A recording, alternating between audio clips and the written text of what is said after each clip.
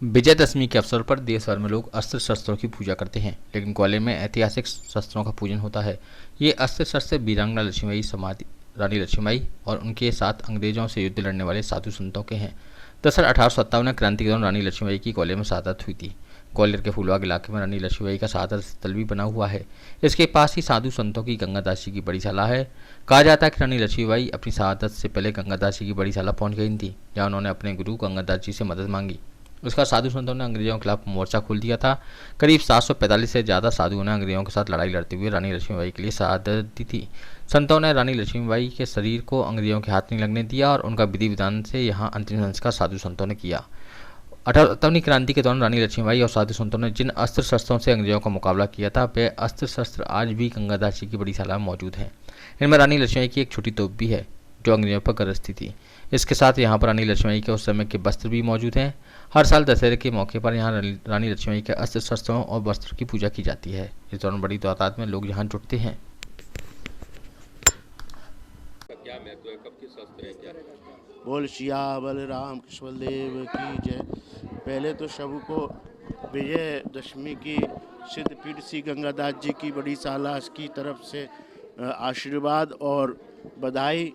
हमारे जो परंपरा है, अकबर के समय की परंपरा चली आ रही है और अकबर के पहले का आश्रम है, मतलब 15वीं ईस्वी के पहले का आश्रम है। तो उस समय के अस्त्र शस्त्र हमारे 9वीं पीढ़ी पे श्री गंगादास जी महाराज हुए हैं। उनके शिष्या रही रानी लक्ष्मीबाई, उनकी देह की रक्षा करते करते 745 साधु शहीद हुए।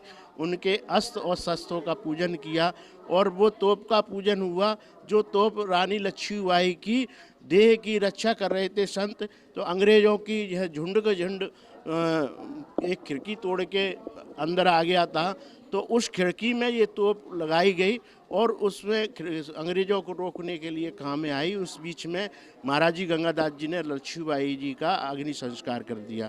तो ऐसी तोप का भी यहाँ पूजन हुआ। और निर्वोही निर्वाणी दिगंबर 4 संप्रदाय में हमारे 3 अनी अखाड़े हैं और 3 अनी अखाड़े के पूजन हुआ और निशान का पूजन हुआ। निशान पूजन बहुत बड़ी मुश्किल से दर्शन होते हैं, क्योंकि 12 साल बाद कुंभ भरता है।